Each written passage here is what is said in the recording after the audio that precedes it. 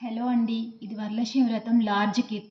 దీనిలో చాలా different types of items ఉంటాయి. ఏమేమి ఉన్నాయో చూద్దాం. మొదటిగా వరలక్ష్మి వ్రతం బుక్కు, సాంబ్రాణి కప్స్, ఆవు నెయ్యి ఒత్తులు, ధూప్ కోన్స్, అగరబత్తీలు, కుంకుమ, పసుపు, విభూది పేస్ట్, చందనం పేస్ట్, ఒత్తులు, ఎర్ర ఒత్తులు, అత్తర్, పచ్చకర్పూరం, జావాది పౌడర్,